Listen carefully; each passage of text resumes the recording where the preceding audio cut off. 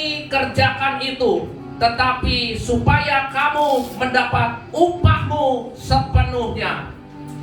Yang ketiga, kita harus memandang ke dalam.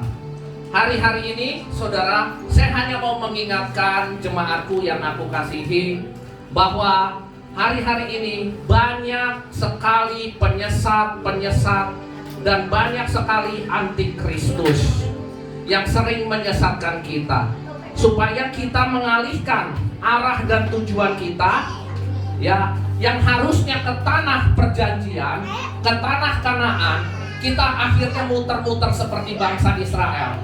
Padahal kita masuk ke tanah Kanaan itu hanya 4 bulan waktunya.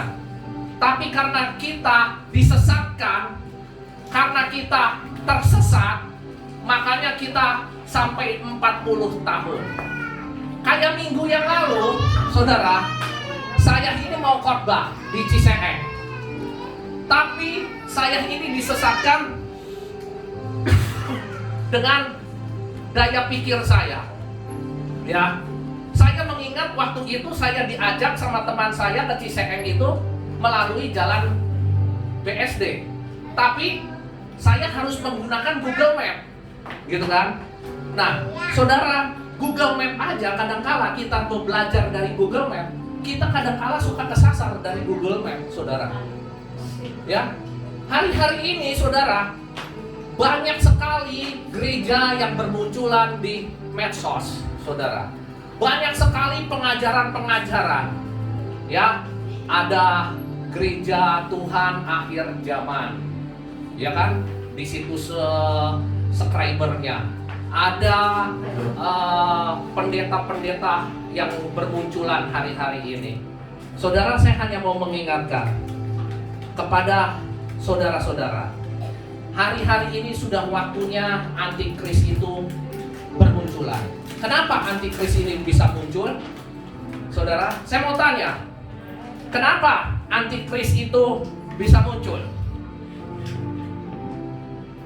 Karena banyak anak Tuhan yang gampang disesatkan. Karena banyak anak Tuhan yang malas untuk baca Bible. Karena kalau baca Bible itu obat tidur. Iya nggak? Kalau Anda baca Bible, pasti udah ngantuk, udah tertidur. Betul? Makanya gampang sekali, ya, para penceramah yang tanpa sekolah teologi bisa berkhotbah di balik mimbar ini, ya, asal ngoceh, asal bicara, tapi tidak ada landasan dasarnya. Ya, hari-hari ini Anda harus banyak belajar, baca Alkitab, merenungkan siang dan malam. Firman Tuhan itu adalah pelita bagi kakimu dan terang bagi jalanmu. Kalau Anda banyak dengar dari orang, Anda bakalan akan tersesat. Saya mau kasih tahu, kalau Anda banyak dengar daripada ceramah-ceramah pendeta, ya, Anda pasti akan tersesat.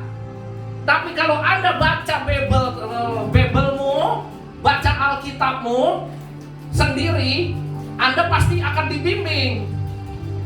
Kenapa Pak Budi katakan, Anda kalau baca Alkitab, Anda pasti dibimbing? Anda pernah nggak kalau baca Alkitab, tahu-tahu kok ngeganjel ya? Kok saya nggak bisa terima ya? Berarti rohmu tidak connect dengan roh kerajaan surga. Tapi kalau rohmu connect dengan roh kerajaan surga, Alkitabmu itu, rohmu pasti dikasih tahu, ini maksudnya tuh begini loh. Ya, Anda lebih baik back to Bible, Anda lebih baik baca Alkitab. Biarpun Anda ngantuk-ngantuk, Anda harus baca. Karena apa? Karena pedoman hidup, kebenaran hidup, jalan hidupmu itu bukan ditentukan oleh orang lain. Orang lain Anda bisa disesatkan. Anda tidak tahu, misalkan, ini saya berikan contoh fakta yang betul-betul terjadi di dalam kehidupan kita. Saya nggak tahu nih, ke gerejanya Pak Yunus di GBI Racek ini nggak tahu. Akhirnya kita tanya ke orang. Dari beberapa orang, ada yang menyesatkan Anda nggak? Anda pernah nggak nanya alamat, disesatkan sama orang? Pernah kan? Tapi kalau Anda sudah hafal, sudah tahu ke GBI Rajek itu jalannya harus ke sini nih, harus ke Kukun nih, harus ngelewatin Kukun. Apa Anda akan tersesat? Enggak kan? Karena apa? Karena Anda baca fakta Alkitab ini yang secara benar. Anda kalau baca Alkitab itu, makanya harus doa dulu.